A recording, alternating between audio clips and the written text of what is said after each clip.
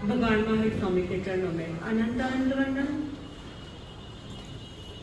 श्रीविंदर भगवान स्वामी के चरणों में अनंत अनंत वंदन। मेरे आस्था के आयाम जन जन के प्राण आचार्य भगवंत एवं तपस्वीराज भगवान के चरणों में अनंत अनंत भाववंदन। मुक्ति का पद दिखाने वाले पूज्य गुरुवरिया के चरणों में अनंत अनंत वंदन।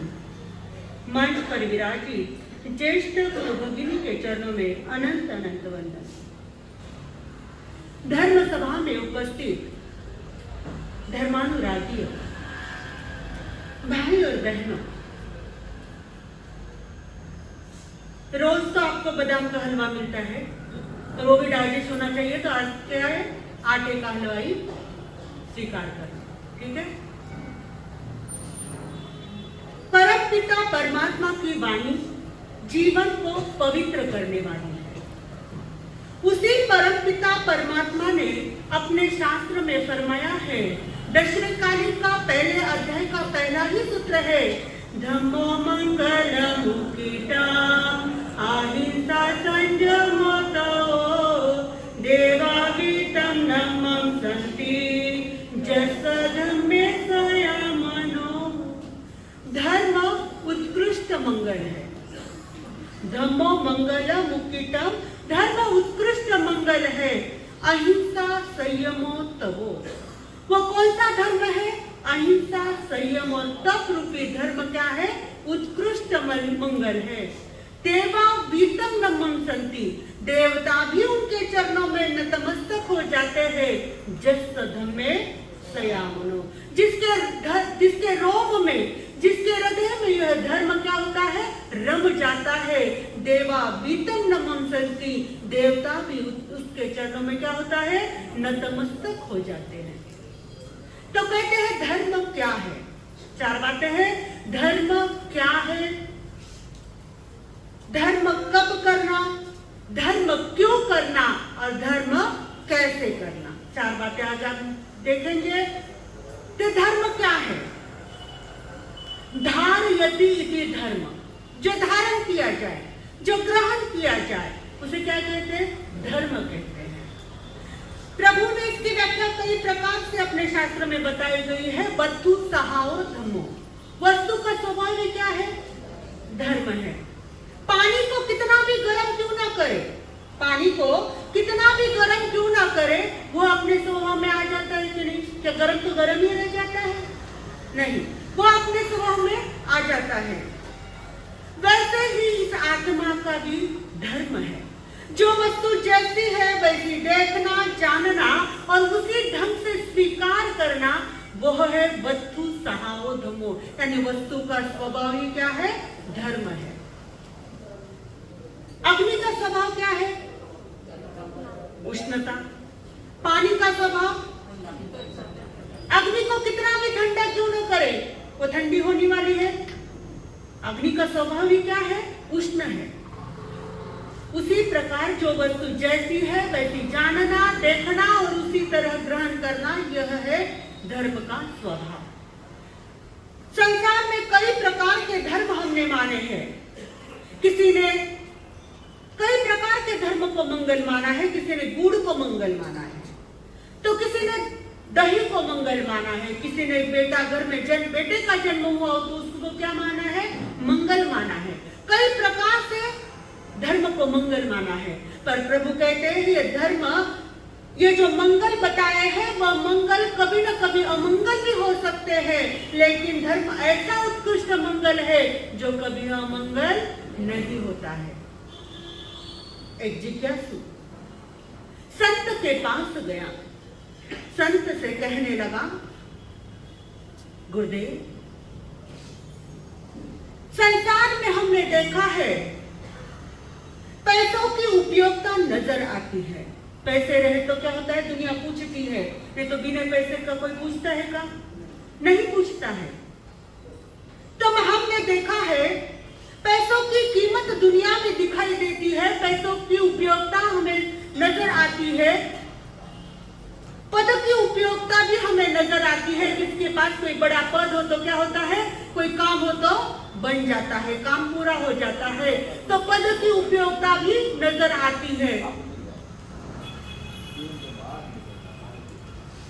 राम भाऊ, ए नारे बोलो मत, रामभू आवाज मत करो। पद की उपयोगिता भी हमें नजर आती है, रूप की उपयोगिता भी हमें नजर आती है। कोई सुंदर दिखता है तो कितनी स्तुति करते हैं हम लोग। तो पद, प्रतिष्ठा, पैसा, रूप, रुतबा, इन सब की उपयोगिता हमें नजर आती है, लेकिन धर्म की उपयोगिता कुछ नजर नहीं आती। फिर भी क्या वजह है गुरुदेव कि हमें क्या करते हैं, धर्म करने की दुहाई दी जाती है। क्यों कहते हैं हमें? नासिक जिले में देखिए कितने चातुर्मास है, हर अलग अलग एरिया में चातुर्मास है, जहां चाहे मन वहां चले जाओ। धर्म बढ़ गया है, देखते हैं हम एक ही जिले में कितने चातुर्मास है। धर्म बढ़ गया है, लेकिन धर्म की क्रिया बढ़ गई है, लेकिन धर्म नहीं बढ़ा है। धर्मांधता बढ़ी है, धर्म नहीं बढ़ा है। लोग क्रिया में अटक गए हैं। प्रभु कहते हैं पद, पैसा, प्रतिष्ठा, इन सब की उपयोगिता नजर आ रही है, लेकिन धर्म की उपयोगिता नजर नहीं आ रही है। संत ने सुना और मुस्कुराए। संत ने कहा, देखो सामने बड़ी हवेली है, क्या तुम्हें वह हवेली दिखाई दे रही है? हाँ बुद्धे, मुझे वह हवेली दिखाई दे रही है। क्या जितनी हवेली है उतनी तुम्हें दिखाई दे रही है? हाँ गुरुदेव, जितनी हवेली है मुझे उतनी दिखाई दे रही है। क्या उस हवेली का हर एक पार्ट नजर तुम्हें आ रहा है? हाँ गुरुदेव, हर एक पार्ट उसका मुझे नजर आ रहा है। तब मुझे बताओ, उसकी नींव तुम्हें नजर आ रही है? नहीं गुरुदेव, उसकी नींव तो नजर नहीं आ रही है। कहते हैं हवेली हो या घर हो, दुकान हो या मकान हो, उसकी हर एक हिस्से की उपयोगिता तुम्हें नजर आ रही है। प्रभु कहते हैं हवेली की स्थिरता में जो भूमि का नींव की है, वही भूमि का जीवन की स्थिरता में किसकी है? धर्म की है। यदि वो हवेली से वो नींव निकाल दी जाए तो हवेली नजर आएगी क्या? नहीं आ जाएगी। वैसे ही व्यक्ति के जीवन में से यदि धर्म चला जाए तो उसकी धर्म की स्थिरता उसके जीवन में नजर नहीं आएगी। एक युवक ने पूछा, तो क्या आप बताते हैं धर्म हमारे जीवन की नींव है, हम कैसे माने? हमारे जीवन की नींव है धर्म, हम कैसे माने? हम हमारे जीवन को फाउंडेशन कैसे माने धर्म को? तो संत कहते हैं कोई व्यक्ति है, बड़े पद पर विराजमान है, लेकिन उसका भाव और बर्ताव भी खराब है, तो आपके नजर में वो व्यक्ति छा जाएगा क्या? भाव भी खराब है, बर्ताव व्यवहार भी खराब है, तो आपके दिल में वो नजर बिठा पाएगा, जगह कर पाएगा? नहीं कर पाएगा। कोई व्यक्ति है बड़ा रूपवान है, लेकिन उसका चारित्र बिगड़ा हुआ है, तो आप उसको अच्छी नजर से देख पाएंगे क्या? नहीं देख पाएंगे। उसी प्रकार प्रभु कहते हैं ये सारी स्थिरता देने वाला एकमात्र कौन सा तत्व है? धर्म तत्व है। यदि धर्म जीवन में नहीं है तो ये बाहरी जितने भी रूप, रुतबा और पैसा जितना भी कुछ है वो बाहरी कुछ हिस्से तक आपको काम आ जाएंगे, लेकिन भीतर में यदि अंतर में परिवर्तन करना है तो धर्म ही क्या होगा? काम आ जाएगा। 4 प्रकार से धर्म करते हैं कई लोग। अब हमें देखना है 4 में हमारा नंबर कहां पर है। कई लोग धर्म करते हैं, यदि हम धर्म करेंगे तो हमारे क्या होगा?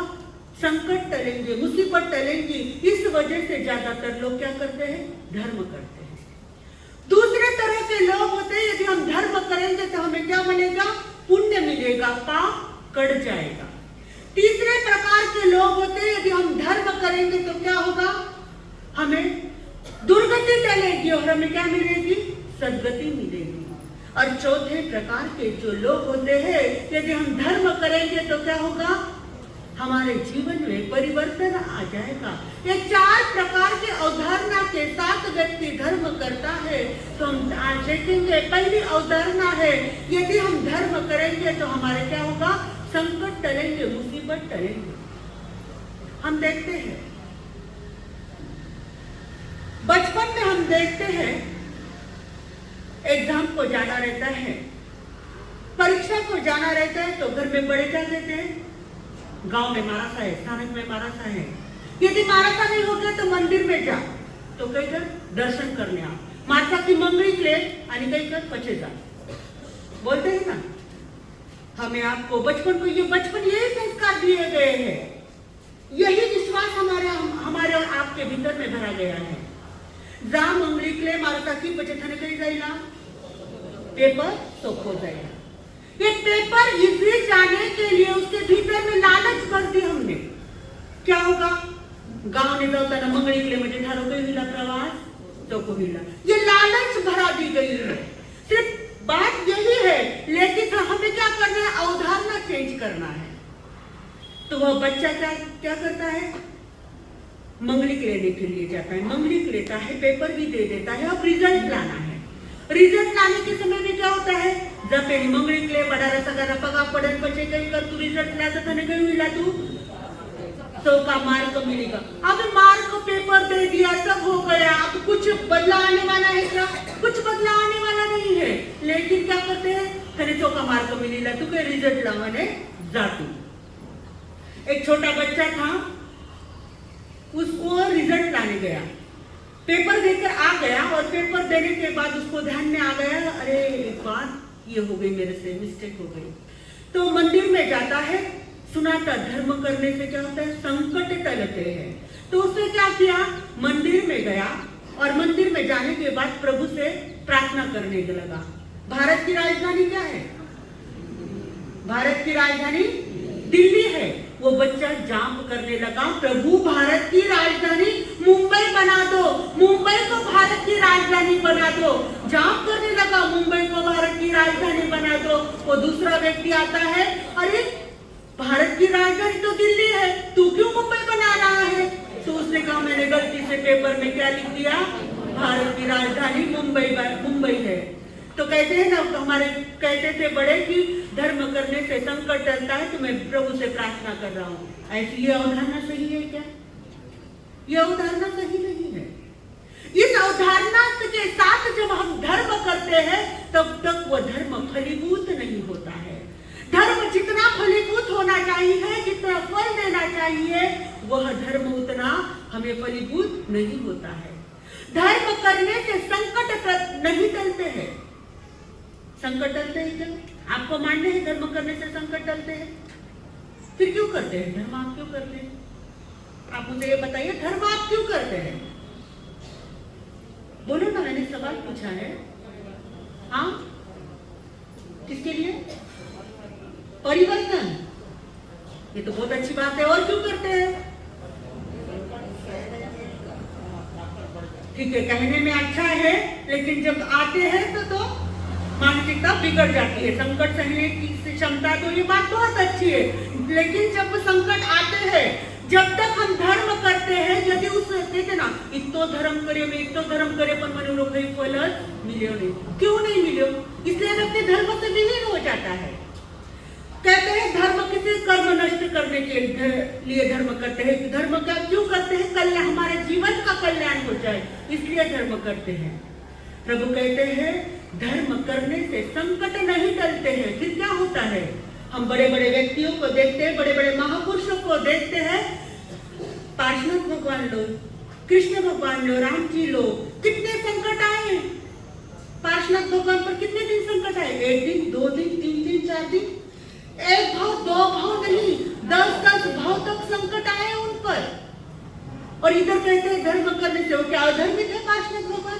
और इधर कहते हैं धर्म करने से संकट टलते हैं। बैलेंस नहीं बैठ रहा है। तो कैसे समझे? जितने संकट संतों पर आए, जितने उपसर्ग संतों पर आए, क्या उतने उपसर्ग डाकुओं पर आए?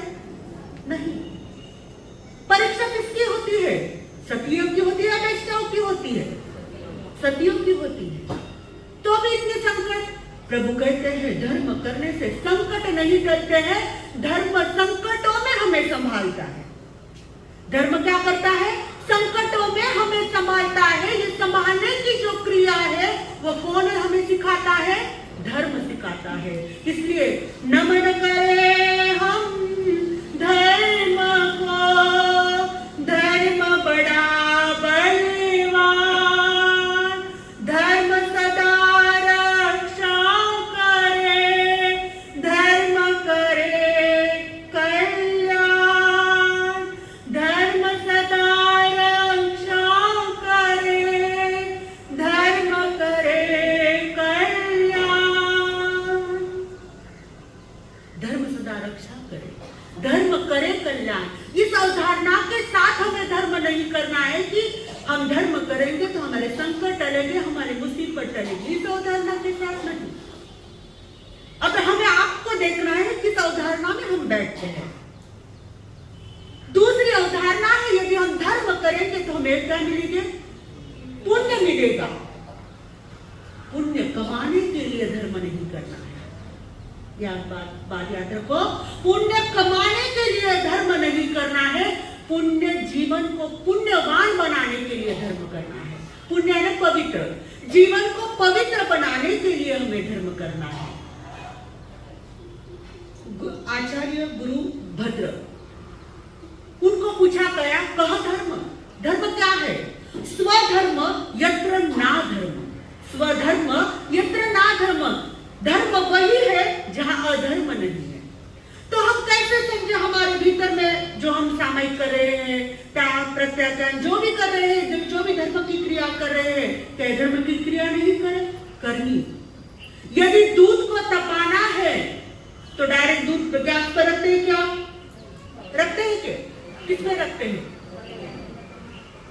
भगोने में रखते हैं, पॉट में रखते हैं, तब कहीं जाकर वो दूध का डायरेक्ट दूध रख नहीं तपता है। उस भगोने में दूध रखते हैं, उस पतीले को क्या करना है? तपाना पड़ता है। वैसे अपना शरीर को तपाना पड़ेगा हमें, या धर्म की क्रिया करनी पड़ेगी, लेकिन क्रिया में अटका नहीं रहने, केवल क्रियाओं में हमें अटका नहीं रहना है। तो कहा धर्म, स्वधर्म तत्र ना धर्म, जहां धर्म है वहां अधर्म नहीं है। तो किसी ने पूछा कि हमारे भीतर में जो क्रिया कर रहे हैं तो इसका फल हमें मिलेगा या नहीं मिलेगा? तो कैसे समझे हमारे भीतर में धर्म आया है नहीं आया है? तो आचार्य गुरुभद्र कहते हैं जब तुम्हारे भीतर में तुम्हारे भावों में पवित्रता आ जाए, पवित्रता आ जाए, तब समझना तुम्हारे जीवन में धर्म आ गया। लोग धर्म करते हैं और वहां बाहर जाकर लड़ाई करते हैं। मैंने कल बताया था, एक लड़का था, उस लड़के ने स्थानक में नहीं आता था, तो माँ बाप कहने लगे कि हमारा सही स्थानक में इसने आए नहीं, कि तो भी बोले, यहाँ के भी बहुत काफी युवक लोग स्थानक में नहीं आए थे। सबके मन में यह प्रश्न होगा कि हमारे स्थानक में नहीं आवे, सुने नहीं। तो कहा कि क्यों नहीं आवे स्थानक में? तो उस लड़के ने कहा, गुरुदेव, धर्म का सही स्वरूप यदि मेरे माँ बाप जो धर्म करते हैं वही धर्म का स्वरूप है सही में, तो मुझे ऐसे धर्म से क्या है? एलर्जी है। मुझे ऐसे धर्म से एलर्जी, इसलिए मैं दूर रहता हूँ। तो बात क्या है? मेरे माता पिता सवेरे 5 बजे जो जाते हैं स्थानक में या मंदिर में, जो जाते हैं कितने बजे आते हैं? 10 बजे आ जाते हैं, और गाड़ी में मुझे भी साथ में लेकर जाते हैं। और वो धर्म इतना करते हैं, करने के बाद वापस आते हैं तो मुझे समझ में नहीं आते धर्म करते हैं या नहीं करते, क्योंकि गाड़ी में जाते वक्त लड़ते जाते, आते वक्त लड़ते आते हैं। इतना धर्म करते हैं लेकिन परिवर्तन ही कुछ नहीं। तो ऐसे धर्म से मुझे क्या है? एलर्जी है। कहवे ना घर आते जाने, यहाँ क्या है? धर्म की बातें सिखाई जाती है, धर्म यहाँ सिखाया जाता है। इसका प्रयोग कहाँ करना पड़ता है? घर पर करना पड़ता है। इसका प्रयोग घर पर होता है, बाजार में होता है कि तुमने जो धर्म सुना है वो कितने तुम्हारे भीतर बैठा है, तुम्हारे अंदर कितना वो धर्म घटित हुआ है, ये बाजार में जाने पर पता चलता है, घर पर जाने पर पता चलता है। 30-40 साल से मेरे माँ बाप धर्म करते हैं, वे कुछ नहीं पा पाएगा तो मैं क्या पाऊंगा? इसलिए नहीं किया हुआ अच्छा है। तो ऐसा धर्म फलीभूत नहीं होता है। तीसरा कौन सा है? यदि हम धर्म करेंगे तो हमारी दुर्गति चलेगी और हमें क्या मिलेगी? सदगति मिलेगी। हमारी भारतीय परंपरा इतनी उदार है कि जो भी व्यक्ति चला जाता है तो उसे स्वर्गीय लिखा दिया जाता है। इतनी उदार परंपरा है, हमारी भारतीय संस्कृति है। तो कहते हैं सदगति मिलने के लिए धर्म नहीं करना है, जीवन को जीते जी जीवन को स्वर्गमय बनाने के लिए धर्म करना है। और चौथी और मूल अवधारणा है, यदि हम धर्म करेंगे तो हमारे जीवन में क्या होगा? रूपांतर आएगा, परिवर्तन आ जाएगा। इस अवधारणा के साथ जब हम धर्म करते हैं तो वह धर्म कहीं जाकर फलीभूत होता है। वही धर्म फलीभूत होता है, बाकी धर्म फलीभूत नहीं होता है, केवल क्रिया में अटके रहते हैं। एक शिष्य गुरु के पास कई वर्षों से साधना कर रहा था, लेकिन साधना फलीभूत नहीं हो पा रही थी। शिष्य ने गुरु से कहा, गुरुदेव कई वर्षों से आपके चरणों में मैं साधना कर रहा हूं, लेकिन ये साधना मेरी फलीभूत नहीं हो रही है, क्या कारण है? क्या मुझे साधना का फल, धर्म का फल मुझे नहीं मिलेगा? गुरुदेव ने कहा, क्यों नहीं मिलेगा? जरूर मिलेगा। एक काम करो, बाजार में जाओ और एक लोटा शराब लेकर आओ। उसने कहा, गुरुदेव क्या आज्ञा दे रहे हैं? मुझे शराब लाने के लिए कह रहे हैं। लेकिन शिष्य को सही रास्ते पर लाने के लिए गुरु को यह भूमिका भी निभानी पड़ेगी। तो गुरु ने कहा, बाजार में जाओ और एक लोटा शराब लेकर आओ। गुरुदेव की आज्ञा। बाजार में गया, एक लोटा शराब लेकर आए। गुरुदेव मैं शराब लेकर आया, अब क्या करूं? तब गुरुदेव ने कहा, इस शराब को क्या करो? इस शराब से कुल्ले कर आओ, लेकिन ध्यान रखना ये शराब तुम्हारे गले के एक बूंद भी नीचे उतरनी नहीं चाहिए। शराब का एक बूंद भी तुम्हारे गले के भीतर में नहीं जाना चाहिए। तो ऐसा ही किया, कुल्ला कर आया, गुरुदेव के पास आया। गुरुदेव आपने कहा, मैंने कर दिया, अब बताओ शिष्य तुम्हें नशा कितना चढ़ा? गुरुदेव हाँ क्या बात कर रहे हैं, ये मेरे भीतर में ही नहीं गई शराब, तो मुझे नशा कैसे चढ़ेगा? मेरे कहने का आशय आप सब समझ गए? धर्म की क्रिया कर रहे हैं, लेकिन धर्म भीतर में नहीं उतरा है, तो धर्म फलीभूत कैसे होगा? मुंह पर रोटी, जबान पर केवल रोटी रखने से तुम्हारा पेट भरेगा? भीतर जाने दो, तब कहीं जाकर उसको पचने दो, तब कहीं जाकर वो खून बनेगा, तब कहीं जाकर तुम्हारे शरीर में ताकत आ जाएगी। हम क्या करते हैं? केवल धर्म की क्रिया करते हैं, क्रिया पर नहीं। क्रिया करनी है लेकिन उस पर अटके नहीं रहना है। इसलिए किसी कवि ने कहा है, धर्म इतना हो साथी रे, धर्म बिना भी क्या जीना, धर्म बिना भी क्या जीना, धर्म बिना तेरी, धर्म बिना तेरी, संयम बिना तेरी, ये जिंदगी ना, धर्म बिना भी क्या जीना, धर्म बिना भी क्या जीना। मीठा दृष्टि आए जो शरणे, ज्ञान से तेरे सब कित पाए। मीठा दृष्टि आए जो शरणे, ज्ञान से तेरे धम कित पाए। मधुर मधुर जिन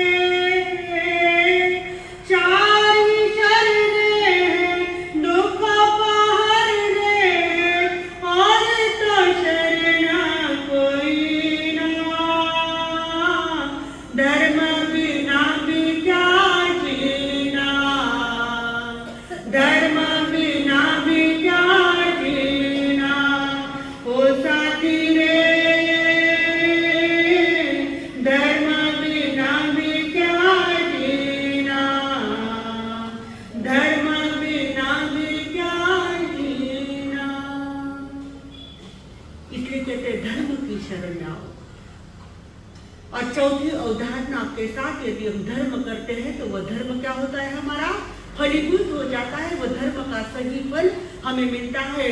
हमारे शास्त्र में 8 कर्मों का वर्णन आता है।